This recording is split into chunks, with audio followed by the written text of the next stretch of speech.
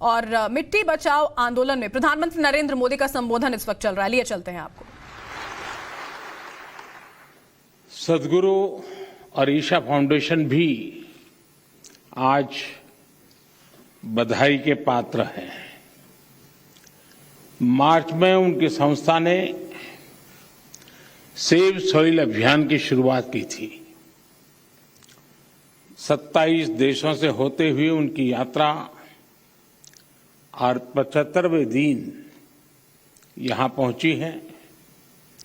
आज जब देश अपनी आजादी के 75वें वर्ष का पर्व मना रहा है, इस अमृत काल में नए संकल्प ले रहा है, तो इस तरह के जन अभियान बहुत अहम हो जाते हैं।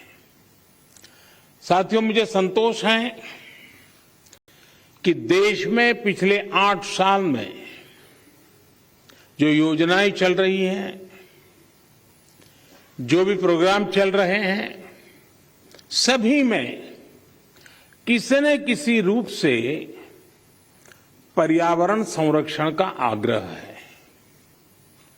स्वच्छ भारत मिशन हो या वेस्ट टू वेल्थ से जुड़े कार्यक्रम, अमृत मिशन के तहत शहरों में आधुनिक सीवेज ट्रीटमेंट प्लांट्स का निर्माण हो या फिर सिंगल यूज प्लास्टिक से मुक्ति का अभियान, या नमामि गंगे के तहत गंगा स्वच्छता का अभियान, one sun one grid solar energy पर फोकस हो या इथेनॉल के उत्पादन और ब्लेंडिंग, दोनों में वृद्धि, पर्यावरण रक्षा के भारत के प्रयास बहुआयामी रहे हैं। और भारत ये प्रयास तब तक कर रहा है जब दुनिया ने, आज जो क्लाइमेट के लिए दुनिया परेशान है, उस बर्बादी में हम लोगों की भूमिका नहीं है, हिंदुस्तान की भूमिका नहीं है। विश्व के बड़े और आधुनिक देश न केवल धरती के ज्यादा से ज्यादा संसाधन का दोहन कर रहे हैं, बल्कि सबसे ज्यादा कार्बन एमिशन भी उन्हीं के खाते में जाता है। कार्बन एमिशन का ग्लोबल औसत प्रति व्यक्ति 4 टन का है, जबकि भारत में प्रति व्यक्ति कार्बन फुटप्रिंट प्रतिवर्ष आधे टन के आसपास ही है। कहां 4 टन और कहां आधे टन।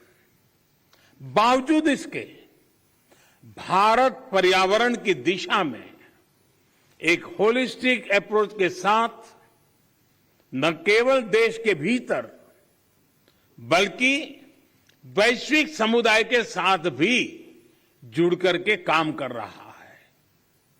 अंतर्राष्ट्रीय स्तर पर भारत ने coalition for disaster resilient infrastructure CDRI, और जैसे अभी सदगुरु जी ने कहा, इंटरनेशनल सोलर अलायंस ISA के निर्माण का नेतृत्व किया है।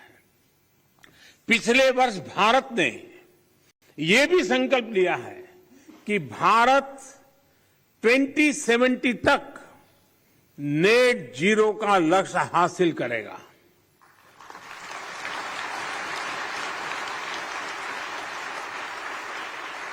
साथियों, मिट्टी या ये भूमि हमारे लिए पंच तत्वों में से एक है। हम माटी को गर्व के साथ अपने माथे से लगाते हैं। इसी में गिरते हुए, खेलते हुए हम बड़े होते हैं। माटी के सम्मान में कोई कमी नहीं है। माटी की अहमियत को समझने में कोई कमी नहीं है। कमी इस बात को स्वीकारने में है कि मानव जाति जो कर रही है उससे मिट्टी को कितना नुकसान हो रहा है, उसकी समझ का एक गैप रह गया है। और अभी सदगुरु जी कह रहे थे कि सबको पता है समस्या क्या है। हम लोग जब छोटे थे तो सिलेबस में, किताब में, एक पाठ्यक्रम के में एक पाठ पढ़ाया जाता था। गुजराती में मैंने पढ़ा है, बाकियों ने अपनी भाषा में पढ़ा हो शायद। कहीं रास्ते पर एक पत्थर पड़ा था, लोग जा रहे थे, कोई गुस्सा कर रहा था, कोई उस पर लात मार देता था। सब कहते थे देखिए किसने पत्थर रखा, कहां से पत्थर आया है, दे समझते नहीं वगैरह। लेकिन कोई उसको उठा करके साइड में नहीं रखता था। एक सज्जन निकले, उनको लगा कि चलो भाई सदगुरु जैसा कोई आ गया होगा।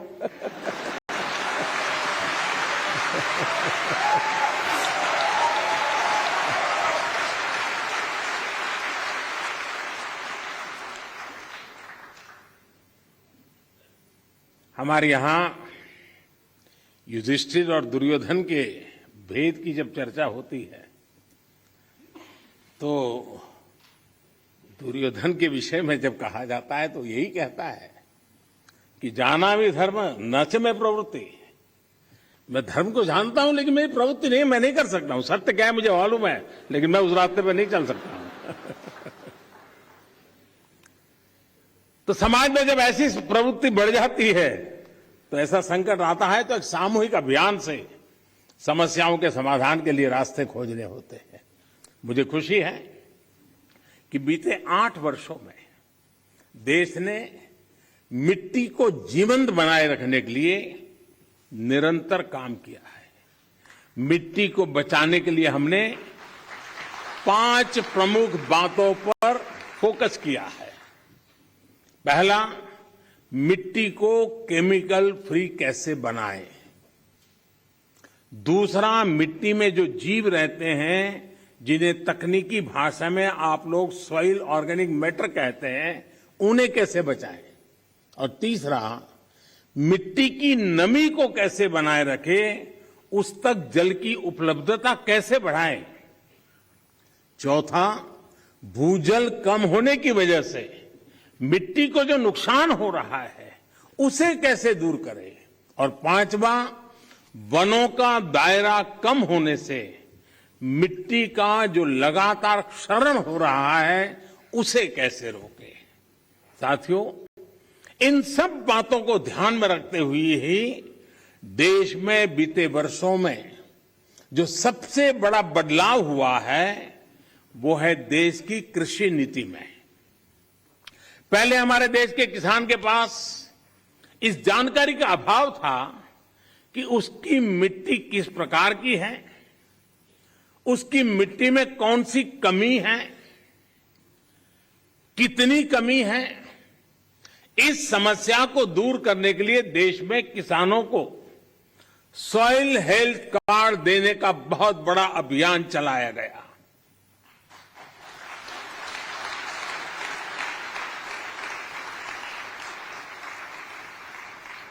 अगर हम किसी को, मनुष्य को हेल्थ कार्ड दें ना, तो भी अखबार में हेडलाइन बन जाएगी कि मोदी सरकार ने कुछ अच्छा काम किया।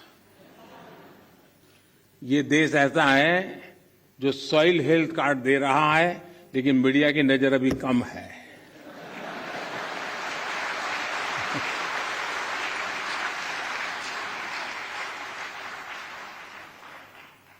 पूरे देश में 22 करोड़ से ज्यादा सॉइल हेल्थ कार्ड किसानों को दिए गए। और सिर्फ कार्ड ही नहीं दिए, बल्कि देश भर में सॉइल टेस्टिंग से जुड़ा एक बहुत बड़ा नेटवर्क भी तैयार हुआ है। आज देश के करोड़ों किसान सॉइल हेल्थ कार्ड से मिली जानकारी के आधार पर फर्टिलाइजर्स और माइक्रो न्यूट्रिएंट्स का उपयोग कर रहे हैं। इससे किसानों को लागत में 8 से 10% की बचत हुई है और उपज में 5 से 6% की बढ़ोतरी देखी गई है। यानी जब मिट्टी स्वस्थ हो रही है, तो उत्पाद भी बढ़ रहा है। मिट्टी को लाभ पहुंचाने में यूरिया की 100% नीम कोटिंग ने भी बहुत फायदा पहुंचाया है। माइक्रो इरिगेशन को बढ़ावा देने की वजह से, अटल भू योजना की वजह से देश के अनेक राज्यों में मिट्टी की सेहत भी संभल रही है। कभी कभी कुछ चीजें, अब मान लीजिए कोई 1.5-2 साल का बच्चा बीमार है, तबीयत ठीक नहीं हो रही है, वेट नहीं बढ़ रहा है, ऊंचाई में भी कोई फर्क नहीं आता है, और मां को कोई कहे कि जरा इसकी चिंता करो, और उसको कहीं सुना हो कि भाई स्वास्थ्य के लिए दूध वगैरह चीजें अच्छी होती हैं, और मान लो वो हर दिन 10-10 लीटर दूध में उसको स्नान करवा दे, तो उसका स्वास्थ्य ठीक होगा क्या? लेकिन अगर कोई समझदार मां एक एक चम्मच थोड़ा सा दूध उसको पिलाती जाए, दिन में 2 बार, 5 बार, 7 बार, एक चम्मच, तो धीरे धीरे फर्क नजर आएगा। ये फसल का भी ऐसा ही है, पूरा पानी भर करके फसल को डुबो देने से फसल अच्छी होती है ऐसा नहीं है। बूंद बूंद पानी पिलाया जाए तो फसल ज्यादा अच्छी होती है। पर ड्रॉप मोर क्रॉप।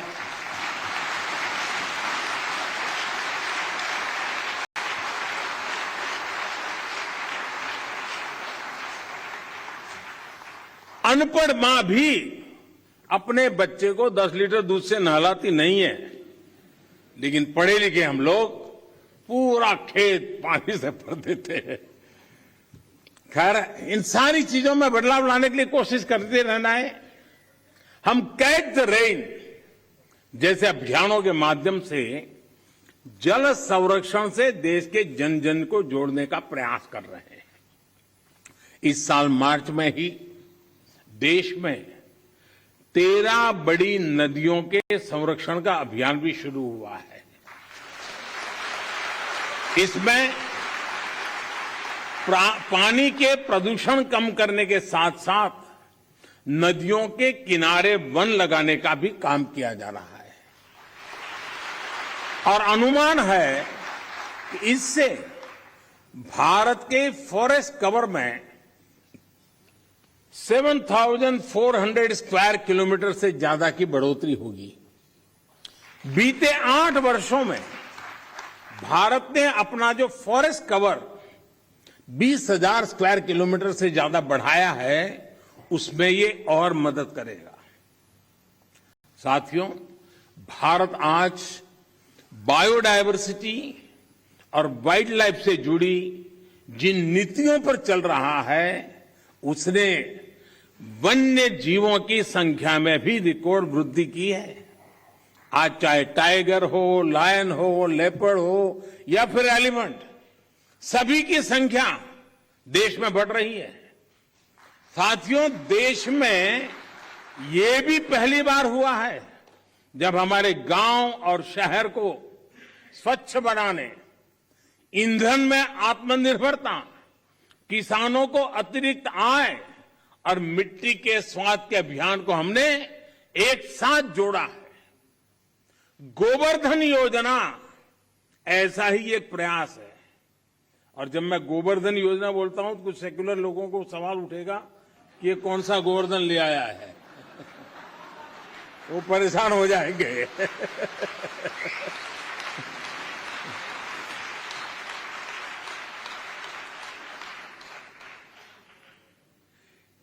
इस गोवर्धन योजना के तहत बायोगैस प्लांट्स गोबर और खेती से निकलने वाले अन्य कचरे को ऊर्जा में बदला जा रहा है। कभी आपको काशी विश्वनाथ के दर्शन के लिए जाएं तो वहां एक गोवर्धन का भी प्लांट कुछ किलोमीटर दूरी पर लगा है, जरूर देख के आइए। इससे जो जैविक खाद बनती है वो खेतों में काम आ रही है। मिट्टी पर अतिरिक्त दबाव बनाए बिना हम पर्याप्त उत्पादन कर सके, इसके लिए बीते 7-8 सालों में 1600 से ज्यादा नई वैरायटी के बीज भी किसानों को उपलब्ध कराए गए हैं। साथियों, नेचुरल फार्मिंग में भी हमारी आज की चुनौतियों के लिए एक बहुत बड़ा समाधान है। इस साल के बजट में हमने तय किया है कि गंगा के किनारे बसे गांवों में नेचुरल फार्मिंग को प्रोत्साहित करेंगे, नेचुरल फार्मिंग का एक विशाल कॉरिडोर बनाएंगे। हमारे देश में इंडस्ट्रियल कॉरिडोर हमने सुना है, डिफेंस कॉरिडोर हमने सुना है। हमने एक नया प्रारंभ किया है गंगा के तट पर एग्रीकल्चर कॉरिडोर का, नेचुरल फार्मिंग का। इससे हमारे खेत तो केमिकल फ्री होंगे ही, नमामि गंगे अभियान को भी नया बल मिलेगा। भारत वर्ष 2030 तक 26 मिलियन हेक्टेयर बंजर जमीन को रिस्टोर करने के लक्ष्य पर भी काम कर रहा है। साथियों, पर्यावरण की रक्षा के लिए आज भारत नए इनोवेशंस, प्रो एनवायरमेंट टेक्नोलॉजी पर लगातार जोर दे रहा है। आप सभी ये जानते हैं कि प्रदूषण कम करने के लिए हम BS5 नॉर्म पर नहीं आए, बल्कि BS4 से सीधे BS6 पर हम जंप लगा दिया। हमने जो देश भर में LED बल्ब देने के लिए उजाला योजना चलाई, उसकी वजह से सालाना लगभग 40 मिलियन टन कार्बन एमिशन कम हो रहा है। सिर्फ लट्टू के बदलने से घर में अगर सब लोग जुड़ जाएं, सबका प्रयास कितना बड़ा परिणाम लाता है। भारत फॉसिल फ्यूल पर अपनी निर्भरता को कम से कम करने का प्रयास कर रहा है। हमारी ऊर्जा जरूरतें रिन्यूएबल सोर्सेज से पूरी हो, इसके लिए हम तेजी से बड़े लक्ष्यों पर काम कर रहे हैं। हमने अपनी इंस्टॉल्ड पावर जनरेशन कैपेसिटी का 40% non fossil fuel based sources से हासिल करने का लक्ष्य तय किया था। ये लक्ष्य भारत ने तय समय से 9 साल पहले ही हासिल कर लिया है।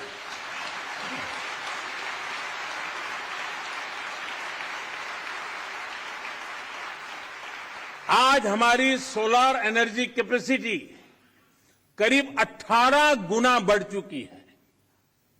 हाइड्रोजन मिशन हो या फिर सर्कुलर इकोनॉमी पॉलिसी का विषय हो, ये पर्यावरण रक्षा की हमारी प्रतिबद्धता का प्रमाण है। हमने पुरानी गाड़ियों को लिए स्क्रैप पॉलिसी लाए हैं। वो स्क्रैप पॉलिसी भी अपने आप में एक बहुत बड़ा काम होने वाला है। साथियों, अपने इन प्रयासों के बीच आज पर्यावरण दिवस के दिन भारत ने एक और उपलब्धि हासिल की है, और ये मेरा सौभाग्य है कि खुशखबरी देने के लिए मुझे आज बहुत उचित मंच मिल गया है।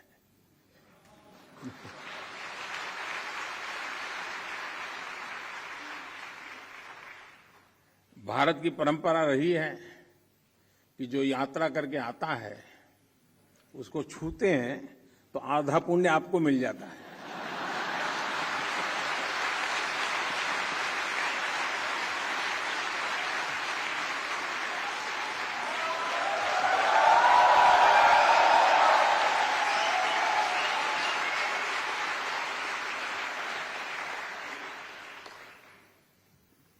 ये खुशखबरी मैं आप जरूर सुनाऊंगा और देश को और दुनिया के लोगों को भी आनंद आएगा।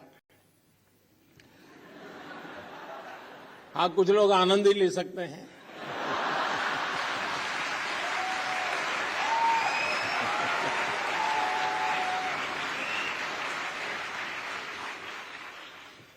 आज भारत ने पेट्रोल में 10% इथेनॉल ब्लेंडिंग के लक्ष्य को प्राप्त कर लिया है।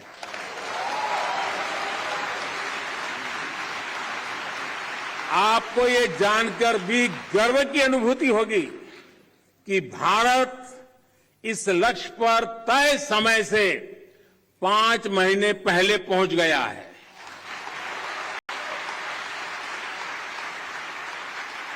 ये उपलब्धि कितनी बड़ी है, इसका अंदाजा आप इसी से लगा सकते हैं कि साल 2014 में भारत में सिर्फ 1.5% इथेनॉल की पेट्रोल में ब्लेंडिंग होती थी। इस लक्ष्य पर पहुंचने की वजह से भारत को 3 सीधे फायदे हुए हैं। एक तो इससे करीब 27 लाख टन कार्बन एमिशन कम हुआ है।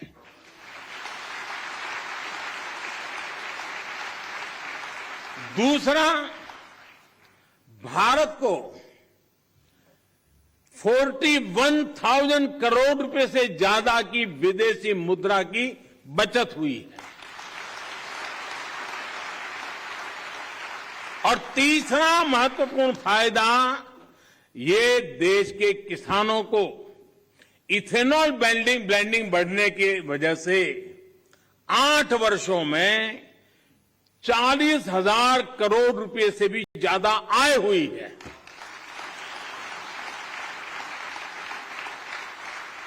मैं देश के लोगों को, देश के किसानों को, देश की ऑयल कंपनियों को इस उपलब्धि के लिए बधाई देता हूं। साथियों, देश आज जिस पीएम नेशनल गति शक्ति मास्टर प्लान पर काम कर रहा है, वो भी पर्यावरण रक्षा में अहम भूमिका निभाएगा।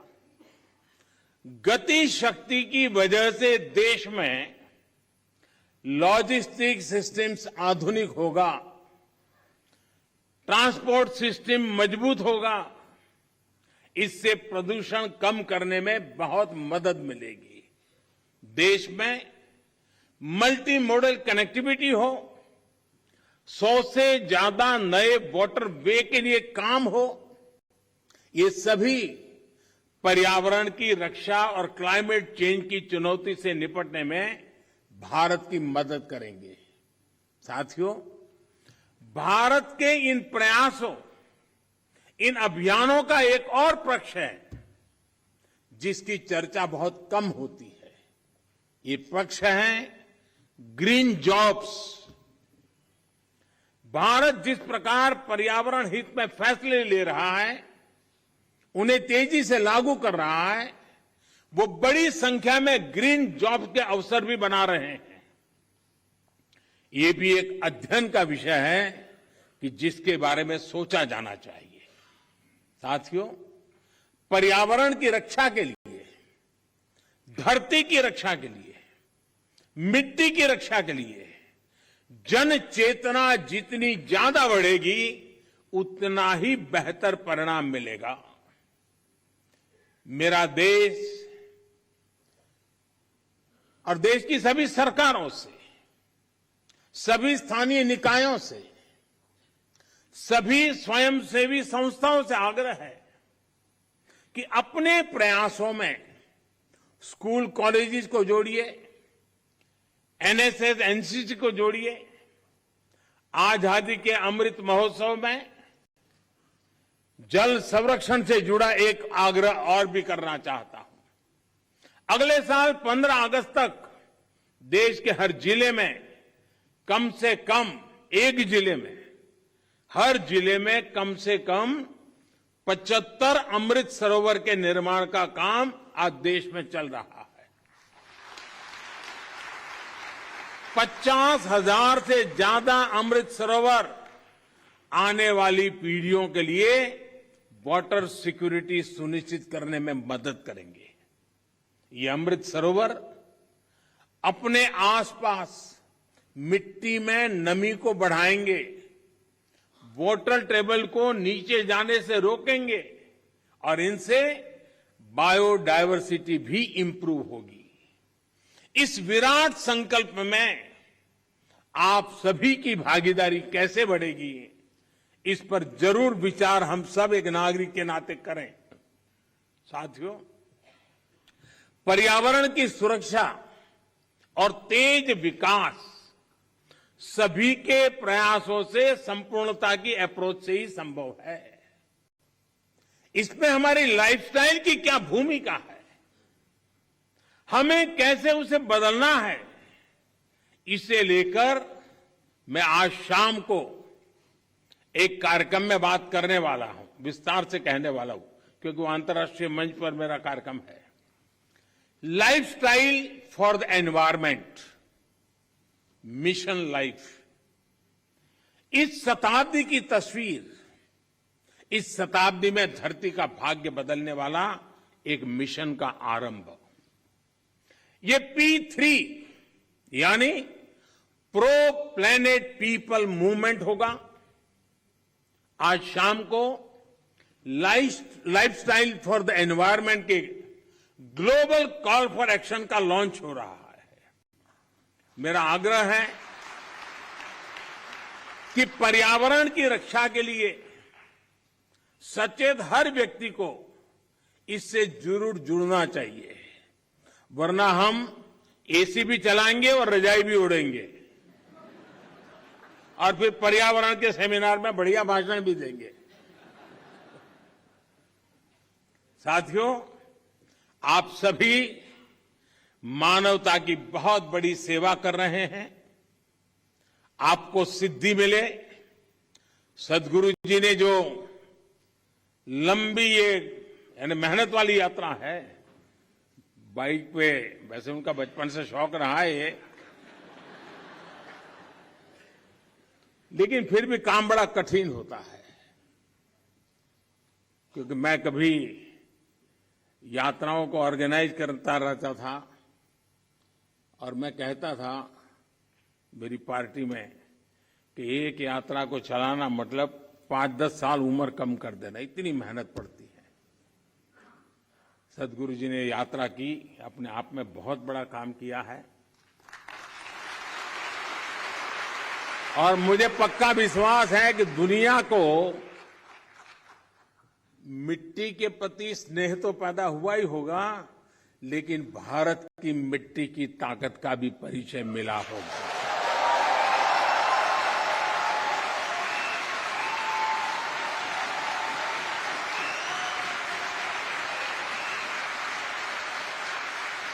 आप सबको बहुत बहुत शुभकामनाएं। धन्यवाद।